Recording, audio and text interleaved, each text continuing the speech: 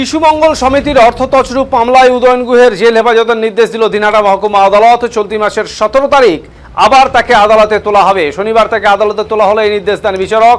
কয়েকদিন আগে দিনহাটা পুরসভার হাউস ফর অল প্রকল্পের উপভোক্তাদের কাছ থেকে অর্থ আদায়ের অভিযোগে কলকাতা থেকে উদয়ন গুহকে গ্রেপ্তার করে দিনহাটা থানার পুলিশ।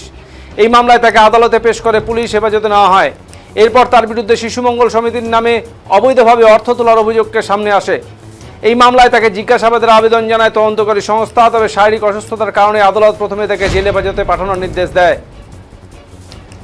সোমবার তাকে আদালতে তোলা হলেও মেডিকেল রিপোর্ট জমা না পড়ায় শুনানি পিছিয়ে যায়। অবশেষে মঙ্গলবার পুনরায় আদালতে পেশ করা হলে বিচারক উদয়ন গুহকে 5 দিনের পুলিশ হেফাজতে পাঠানোর নির্দেশ দেন। এদিন আবারও তাকে আদালতে তোলা হয়। দিনহাটা আদালতের সরকারি আইনজীবী সঞ্জয় বর্মন জানান, উদয়ন গুহের জামিনের আবেদন করে অ্যাডিশনাল ডিস্ট্রিক্ট জজ কোর্টে দ্বারস্থ হয়েছেন তার আইনজীবীরা। তাই নিয়ম অনুযায়ী তারা এদিন বেল মুভ করেননি। তাই দিনহাটা মহকুমা আদালতের বিচারক তাকে জেল হেফাজতের নির্দেশ দিয়েছেন।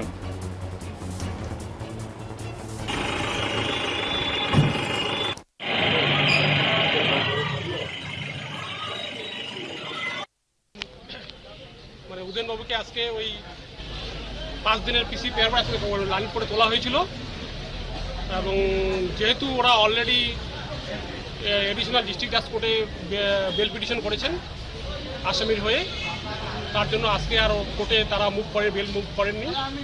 যেহেতু আপার ফরমে বেল ফাইল করলে পরে লোয়ার কোর্টে আর বেল মুভ করা যায় না, সেই জন্য তাকে মহামান্য আদালত আবার তাকে পুলিশ কাস্টডি জেল কাস্টডিতে পাঠিয়েছেন। আগামী 17/7 আবার তাকে তোলা হবে।